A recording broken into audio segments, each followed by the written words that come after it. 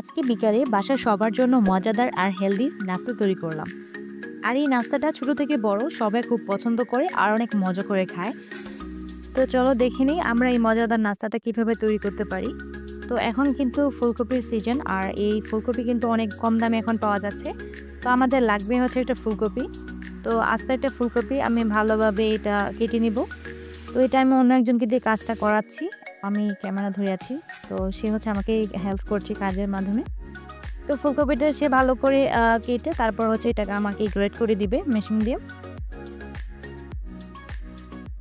আমাদের ঘরের মেম্বার অনুযায়ী আমি ফুলকপির পরিমাণটা দিয়েছি। তো তোমরা চাইলে তোমাদের পরিমাণ কম বেশি করে দিতে পারো। তো আমি এখানে অল্প একটু ফুলকপি রেখে প্রায় পুরোটাই দিয়ে দিয়েছি।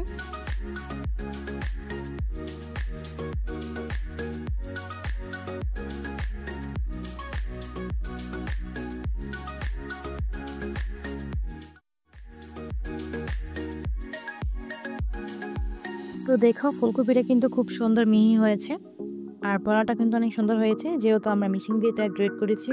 তো এই ফুলকপিগুলোকে ভালোভাবে পানি দিয়ে ক্লিন করে নিয়েছি। এরপর এতে ধনিয়া পাতা, শুকনা মরিচের গুঁড়ো, পেঁয়াজ, কাঁচা মরিচ এগুলো দিয়ে দিলাম।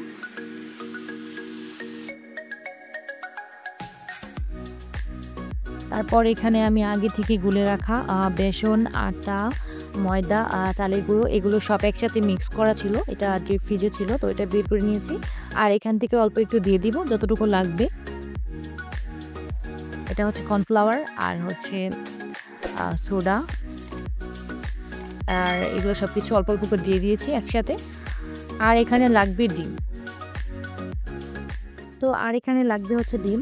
তো আমি যখন এখানে ডিম দিয়েছিলাম তখন ওই ভিডিওটা এডিট করার সময়টা স্কিপ হয়ে গিয়েছে, এটা ডিলিট হয়ে গিয়েছিল, তো এটা অ্যাড করতে পারিনি। তো তোমরা এখানে অবশ্যই ডিম দিবে, ডিম না দিলে কিন্তু সুন্দর হবে না ডিম না দেওয়ার কারণে। তো ডিম দিলে কিন্তু অনেক বেশি মজা হয় খেতে।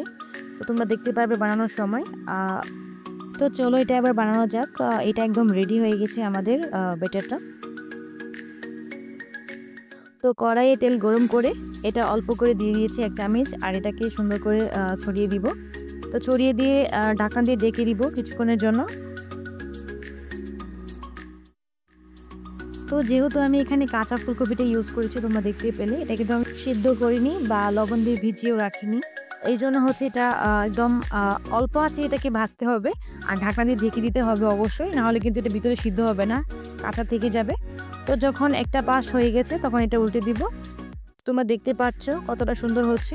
আর এটা ডিম দেওয়ার কারণে কিন্তু পিঠাটা ভেঙে যাবে না। আর যদি তোমরা ডিম না দাও তাহলে কিন্তু এটা ভেঙে যাবে ওঠানোর সময়। তো দেখো আমাদের পিঠাটা কিন্তু একদম রেডি, আর এটাকে তুলে নিয়েছি। তো এটা কি পিঠা বলো আর তোমরা যেটাই বলো, এটা কিন্তু অনেক বেশি মজা হয়েছিল। আমি টেস্ট করার পর দেখতে পেলাম অনেক বেশি মজা। আর এটা আমাদের বাসার যে আমার ছোটো ভাই আছে, আমার মামাতো ভাই, তো ওকে দিলাম টেস্ট করার জন্য। তো দেখো ও কত মজা করে খাচ্ছে। তো ওর খাওয়ার দিকে তোমরা অবশ্যই বুঝতে পারছো যে এটা কতটা মজা হতে পারে। তো তোমরা বাসায় অবশ্যই ট্রাই করে দেখতে পারো।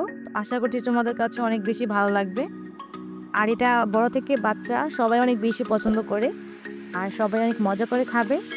তো আজকের ভিডিওটা এই পর্যন্তই ছিল। তো দেখা হবে নতুন কোনো ভিডিওতে। তো কেমন হয়েছে অবশ্যই কমেন্ট করে জানিও, আর তোমরা বাসায় ট্রাই করে বলে যেও কেমন হয়েছিল খেতে। তো আজকে এখানে বিদায় নিচ্ছি। আল্লাহ হাফেজ।